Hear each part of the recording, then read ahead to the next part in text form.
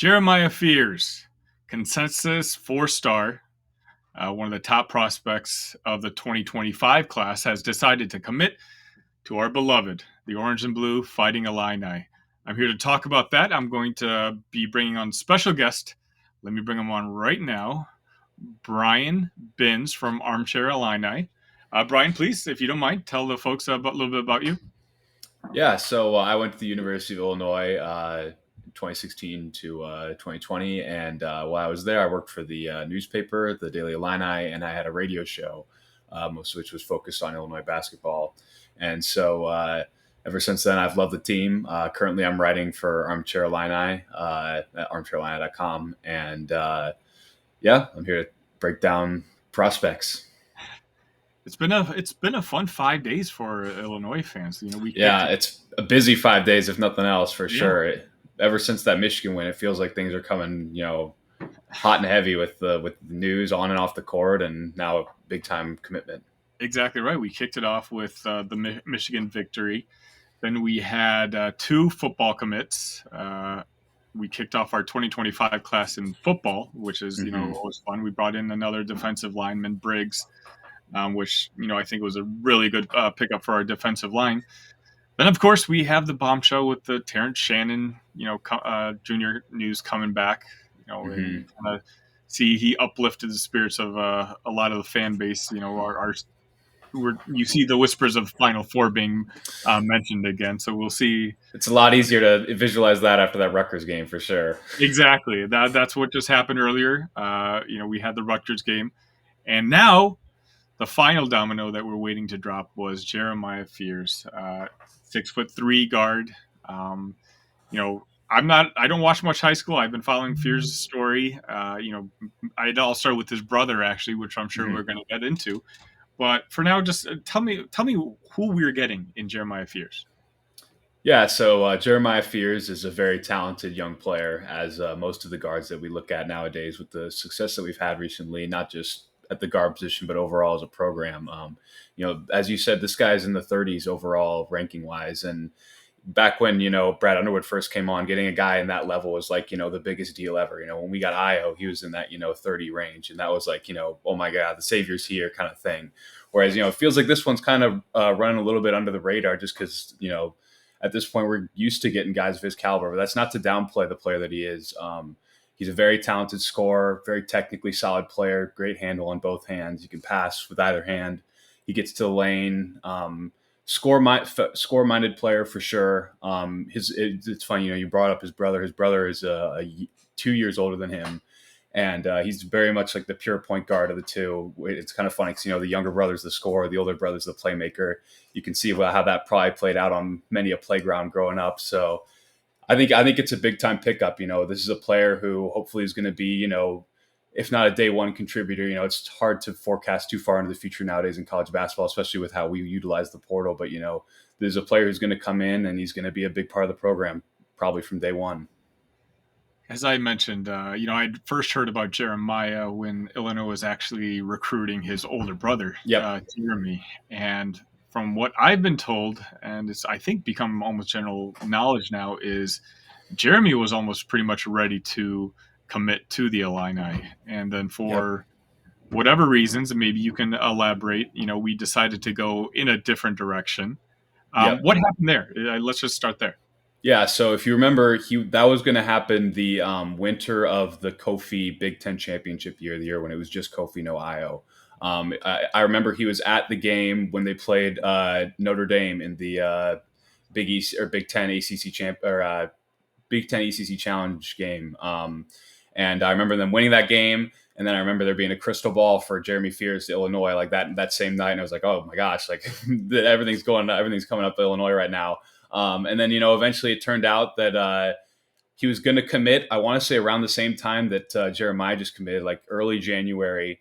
And then he ended up pushing that back. And then at that point, it kind of became like, okay, well, if he's not going to commit now, then is he going to commit at all? And then at that point, it became clear there was something wrong between, it wasn't going to happen. And the rumor was at the time, they had Curbelo was on the roster still. You were still hoping that he was going to be a big part of your future. I can't remember if Ty Rodgers was committed at that point, but they would have been recruiting the class of 2022 at that time. And so the end of the other thing was that they had an idea that Sky Clark was going to decommit from Kentucky. And so basically they ended up looking at the guys that they had and that they felt that they had, and they just said, we have a lot of guards. We have a lot of guys who are going to kind of want the ball in their hands. Not so much Ty, but Ty's not much of a shooter, and that was the other thing about Jeremy coming out of high school is that like I said, he was very much like the pure point guard playmaker, and so but not as much the shooter. And so when you're playing Ty on the floor, possibly Curbelo on the floor, then you needed more shooting guard, like guys who could shoot versus guys who are more playmakers. And so obviously they had a very wild 12 months as far as personnel turnover went. And so it ended up looking pretty bad at the end of things, because I think Jeremy is going to be a good player. And I would like him to be at Illinois. I'd like a lot of players to be at Illinois, but so yeah, that was a very interesting series. And of course he ends up, right down the street at Michigan State. And so we're going to have to see him. And now we're going to get to see the two of them go, the two brothers go at it, which is a lot of fun, even though I think I would have liked it better if they were both here at Illinois. If you had to pick between the two brothers, who do you think has a higher college ceiling? And do either of them have any pro potential? Yeah, that's a great question, because I think, as I kind of brought up, they have two very different play styles. And I think that Jeremy's play style lends itself very well to the college game. And, if anyone who's been following Big Ten news, he had that really terrible gunshot accident over the Christmas break. And so that's ended his, or at least it seems to have ended his season this year. And so, we'll see how that impacts his game in the future. But I think, off the bat, I would have said that he would have had the better college career, just because he's not the biggest guy. He's like 6'1". And if you just look at the way that the NBA game is going, there's not many like pure 6'1" point guards that are having, big long runs in the league. Like, Jalen Brunson's like, one of the only guys of that size who's really, able to dominate games. And so he might be able to make a roster and have like a good run, especially if he's able to recover from this gunshot thing, because I think he is he's an NBA level athlete, I think, for that size. And I think he's an NBA level, ball handler and passer, but the jump shot's going to have to come a long way. And he's just a small guy. It just is what it is. And that's the big difference between him and Jeremiah, is that Jeremiah is like 6'3". He's a lot more score minded, which, kind of fits in a little bit more with kind of what the pro people want at the guard spot nowadays, it feels like. And I think that the other thing about Jeremiah is that he's been playing up for a long, long time. Like, he's been playing with his brother, like varsity basketball, 17U basketball in high school. And so I think he's used to playing against bigger, older players. And so I think that could make him more ready for the jump to the NBA sooner than Jeremy will be. Now, when your big brother's ready to commit to a school, and then all of a sudden that school kind of tells him and the family that they're going to go in a different direction. Yeah. You would kind of automatically assume that little brother would, cross you off the list, or if nothing else, just kind of, carry you along. Mm-hmm. But alternative plans. Obviously, that didn't happen in this case. And do you have any idea why? Yeah, I think, I think it's very natural to have that reaction. I think if that were me, I probably would have the same reaction. If a family member of mine got kind of moved off of like that. But I think at the end of the day, for Illinois, the proof's in the pudding. We've had insane production from our guard positions over the last couple of years. And so when we go and tell these kids, you can come and put up numbers here, then you look at the numbers, and we have guys putting up numbers. Look at Damask. He's come in from Southern Illinois, and if Shannon didn't come back, he probably would have ended up on one of the all-conference teams. We had Plummer come from Utah, be on the all-conference team. Trent Frazier, obviously, we developed from a 100+ recruit to an all-conference team. So like I said, the proof's just kind of in the pudding. Even when we lose talented players like Jaden Epps and Sky Clark, who I still think are good players, Brandon Pajimski obviously is a very good player. We don't have we go ahead and guys will still put up their numbers. It's kind of everyone who comes here eats, and so when you do have that kind of resume and the Carfax check out, it's easier for you to go to a situation where there was something like what happened with the older brother, and still say, hey, we're going to have a lot of guard opportunity here in the next couple of years. If you want a piece of this pie, then door's still open. Yeah, from what I've been told, the dad in the family really has bought into Brad Underwood's message, the program. He really trusts Brad. Obviously, they couldn't have been too happy with what happened with Big Brother, but they also kind of understand, from a big, from the big picture that Jeremy's recruitment has to be about Jeremy and Yep. not, or sorry, Jeremiah's has to be about Yeah. Jeremiah and not Jeremy's. Yep. You're exactly right. Um, Uh, go ahead. Yeah, so with the Underwood thing, I think that one of the things that stands out about both of the brothers is they're both very competitive, and I think that you can see where that fits in with Brad Underwood's style.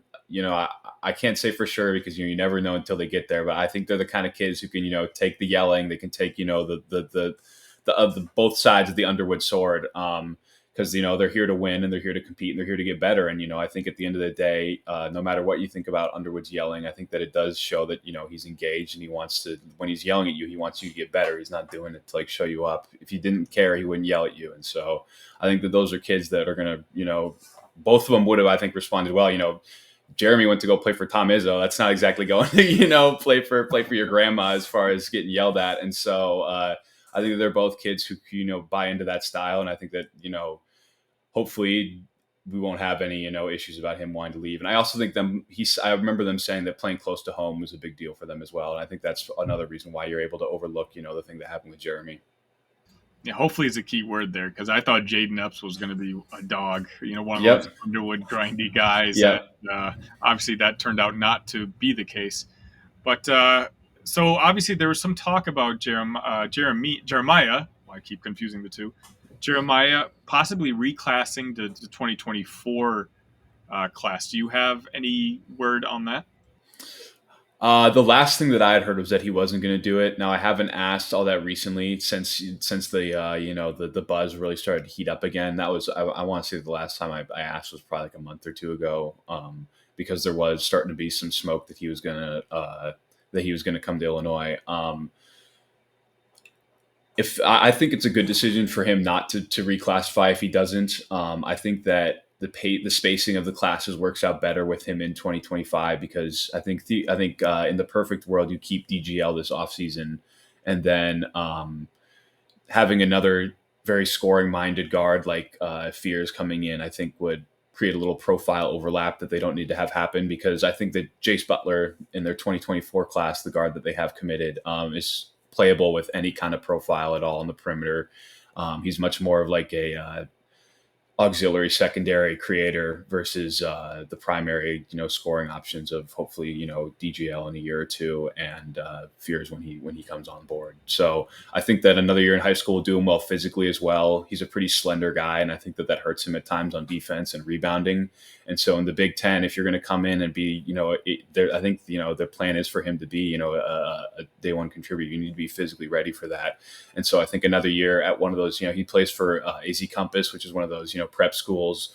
I don't know how much homework he's doing, but I hope he's spending a lot of time in the gym because I think that's mostly the purpose of those things. And so I think that another year in high school would do him very well. Yeah, I think we kind of see it firsthand, even with someone like Amani Hansberry, a big guy. The Big Ten is just a tough physical league. Even where Hansberry right now, he knows he's big enough, but he knows he needs to focus on rebounding and just being in the right spot when it comes to defensively. I think when you're 6'3", 170 pounds and you're 17 years old, it's just going to be it's tough to walk into a league like the Big Ten where everyone's going to be bigger, faster, stronger than you, older, and expect to be day one starter or anything like that. I think as you kind of mentioned, another year of development, another year of growing it's beneficial for both parties involved. So I've actually heard the same thing that he's going to stick to 2025. And I do hope that's going to be the case. I just think, as you said, with the incoming class, which we'll talk about next in 2024, it'll balance itself out a little bit more. And it's best for Jeremiah just to be able to, grow a little bit to kind of handle that Big Ten physicality. Mm-hmm. But, while we're talking about it anyway, the 2024 class, Morez Johnson, a couple nights ago, he was the star of Twitter. Everyone was sharing his highlights at the, I think it's called like the Bennett Showdown or something like that. Uh, Yeah, probably. I think they have a local Illinois something or other high school get together. Now, I have a couple of contacts who play in the same league as Morez does, and they've been hyping this guy out for years. And Yep. even when we're talking about James Brown coming here, they're like, no, no, Yeah. Morez is the guy you want. Morez is the Yeah. guy you want. Again, you're the high school guy. Tell me, most importantly, even secondary, whoever's watching this, Yep. viewers watching this, what kind of player are we getting next year?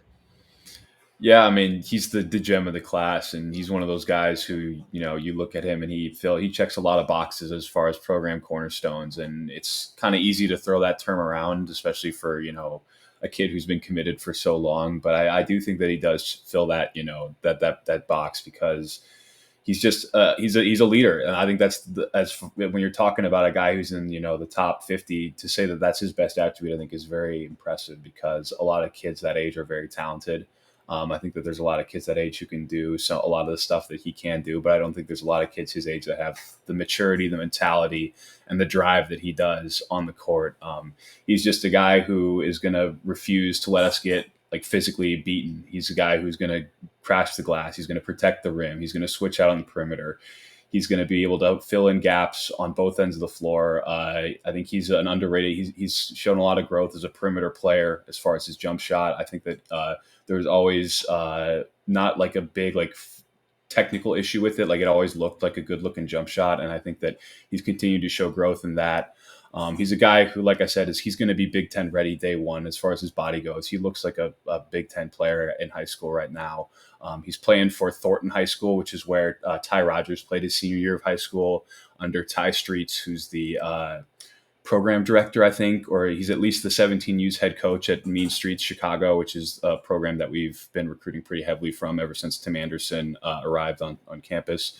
And so I just think that this is a guy that they profiled very early as a good player. I think that they absolutely nailed it, because he's only gone up in the rankings. He's a guy who's continued to rise every year in high school and get better and better. And you can see it on the film too. It's not just the ranking that's going up. It's not just the numbers that are going up. He was when he first committed, I don't think, like, his highlight reels, he didn't touch the ball with his left hand. Now you see him doing spin moves to his left hand, finishing Euro steps around the basket with his left hand. And like I said, the improvement on the jump shot. And so I think that he's a very special player. I think it's going to be very interesting to see how long he actually does stay at Illinois, because I think that he's physically very impressive. I'll be interested to see how quickly that translates to the next level, because I think even for a guy like him who's played at a high level, he played, I think he was first team all EYBL, which is like the Nike circuit, which is considered the top level AAU circuit in the country. And that was with a team that didn't have a lot of talent. So I think that he has the ability to contribute day one, and he could be, there could very easily be a world where he's a one and done type player.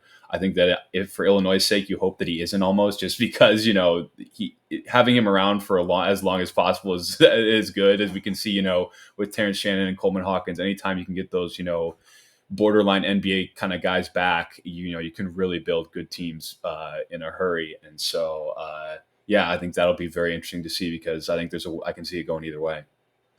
Yeah, I'm really looking forward to. Again, a lot of my close contacts in the high school industry are telling me that he's going to go down as one of my favorite Illini. Yeah, the fans are going to love this kid. He is an absolute warrior. Now, he's got a couple other guys coming in the recruiting class with him. How about you tell us a little bit about them? Yeah, so after Morez, the second guy was Jason Jaxtis, who is another Illinois kid. I don't know if I mentioned, I think I said he went to Thornton, but Thornton's in Chicago. So Johnson's been in Chicago his whole life, or basically his whole high school career. Jaxtis is another Illinois guy. He goes to Yorkville High School. He is an interesting profile, because he is, I believe the plan is for him to redshirt. He reminds me, just like, if you want to put the most easiest basic comp out there, he's kind of like a similar high school style of Coleman Hawkins. He's like a 6'10", 6'11" perimeter big who needs to do a lot of work on his body. He's very skinny, but he plays on the perimeter. He shows a lot of the same stuff that Coleman did in high school, where he can play facing the basket. He can make passes high-low. He can make passes to cutters. He can make jump shots. He can play a little bit in transition. He's good enough on defense, even with, his physical limitations due to his, lack of physical development. I think that he had when they played Phoenix Gill, who's Kendall Gill's son, who was at the game last night. They played his high school team, and he had like 7 blocks in that game. So he has some ability on that end.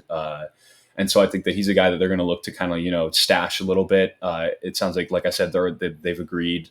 Both parties are okay with the red shirt, which I think is great. I think that that's something that is really underutilized in today's college game. We have Sincere Harris redshirting.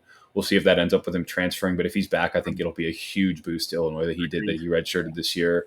And so, like I said, he's not going to be a guy that's going to contribute next year. He's probably not going to, or he's definitely not going to contribute next year because he's going to be redshirting. He's probably not going to contribute the year after that because we're going to have Amani still and probably Morez and probably Ty still and, probably another guy from the portal. But the 2 years after that, kind of the junior, senior year, kind of like Coleman did, where he didn't really ever, find his place as a 30-minute per game player until his junior year. I think that seems to be kind of the plan for him. And I think that he can do that. I think he's got some talent. I think he's higher ranked than Coleman was when he was coming out of high school. And, I think that if nothing else, we've really done a good job of identifying talented big men. And so I think that's even the guys we've gotten in, kind of the rough areas have turned out to be pretty productive. And so I think that he'll be another one of those guys. It's funny, I'm checking it right. His rating nationally is ranked 110. A few years ago, we would have been so excited. That's what I'm saying. That's what I'm saying. Like, the gem of the class. He's kind of a funny looking kid because he's like this gangly white guy with kind of droopy blonde hair, but he's like a pretty real prospect. Like, there's some teams in the Big Ten that would be very happy to have that guy. And then speaking of guys that we're going to be happy to have, the more I see video of Jace Butler, the more I'm really liking him and thinking that the staff really did their work and got a guy who's under the radar, but who by the time signing day comes is going to be a lot higher in the rankings. I think I see him right now nationally 162. Seems a little low to me, but tell me a little bit about Jace. Yeah, I think you're absolutely spot on. This is a Chester Frazier special. He got in the lab and he found this kid in California. He goes to Branson High School in California, which is a small private high school. And he's just like I said, or like you said, he's like in the 160s right now. If he doesn't end up in the top 100 by the end of his time in high school, I'd be very surprised. I've heard a lot of buzz that he's going to take a huge jump in the next 24/7 rankings. And it's because of the stuff that he's doing on the court. His kind of breakout where Illinois offered him was the Sectional 7 or Section 7 tournament. They have it in that, it's funny, it's this basketball event. They do it in the Arizona Cardinals Stadium. And so they're playing in that big, cavernous arena. I don't know if you've ever been there, but it's a super huge place.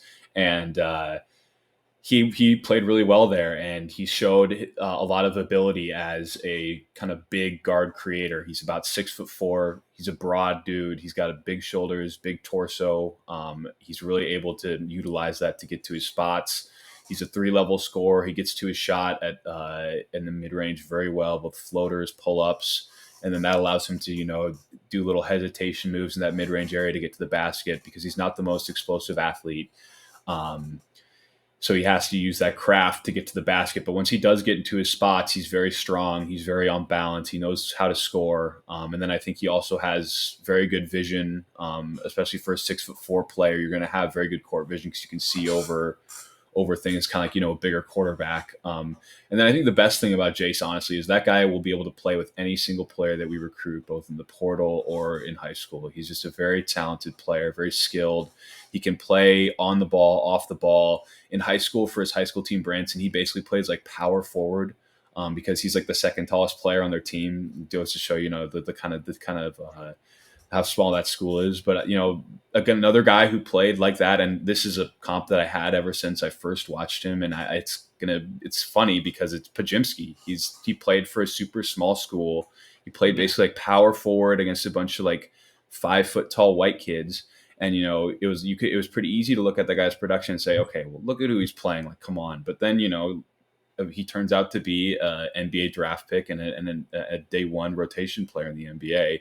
And so if he is that good, that would be insane because, like I said, that's an NBA player. That's a very high high percentage outcome of what might happen, but or high percentile outcome of what might happen. But I think he has that level of talent, and I think the big thing with Pajimski was Pajimski was recruited by Chin Coleman, and so when Chin Coleman left, And then they kind of moved on to the other guard. Like the new staff wanted their own guys, and so they went and got Epps and Clark. And so this is a guy who's going to be recruited by Chester. He's going to be here to play for the staff that's going to be here when he's here. And so I think if he doesn't contribute day one, which I still think he can, because he, like I said, he's a big kid and he's very talented and skilled. So he can fit in with, just about anyone that we have. But I think that if he doesn't play right away, there won't be a problem with him, demanding a starting spot or leaving. Like he'll be in for the long haul. All right, Brian, I will wrap it up with one more question. Obviously, the big news of the day today was the Jeremiah Fears commitment. Who else is on the radar now? Who are we going to kind of shift our attention towards who might be the next commit? Yeah, it's funny because there really isn't a lot of buzz. Like Fears is the only guy that they have that's super like hot right now. I think that the nature of the way that they've built this team is that there's going to be a lot of turnover next offseason because of just how many old guys they have. Like Harmon's going to be out of eligibility. Shannon's out of eligibility. I think Hawkins has his COVID year, but he shouldn't come back if he continues to play like he is. He's going to be an NBA draft pick. Agreed. Damask is out of eligibility. Gary's out of eligibility. So I think that they're going to prioritize the portal because they're going to want to compete again next year. And they have a lot of pieces, hopefully coming back. You're going to have Ty coming back. Hopefully you're going to have DGL coming back. Hopefully you're going to have Amani coming back, possibly Sincere. Hopefully, Luke Goody will be back. I can almost guarantee you that. And so they're probably done for 2024, I would guess. I think that they're pretty settled there. I think that Merez and Jace could both come in, and Merez especially can come in and play a role. If not starting, then, probably 15, 20 minutes off the bench day one. And then Jace can probably play, spot minutes, or, maybe he becomes something more and becomes a rotational player. I wouldn't rule it out. But I think they're done for 2024. 2025 is going to be interesting. If Jeremiah Fears stays in there, they're going to have to kind of build around him in that class. I think that it would be nice if they were able to get a wing at some point. I think that that's kind of the one thing that they're missing. They've got Butler and Fears who are going to be good guards. They've got DGL kind of in the cooker right now. Currently, they've got Sincere kind of in the cooker currently. And then they've got Jextus, Hansbury, Johnson, and hopefully Danger if he comes back. I'm holding my breath on that one, but they've got a lot of good bigs in the pipeline, but they don't have a ton of wings. Goody and Ty are kind of the only guys I'd consider that are like wing type players that they have right now. So if I were them, and I don't know, I couldn't tell you exactly how hard that they're looking. I know that they're looking for shooters eventually in one of these classes, but I think they're going to look for a wing at some point, either in the portal or in the prep. Thank you so much again for your time today, Brian. If you don't mind, just, let our viewers know where they can find you.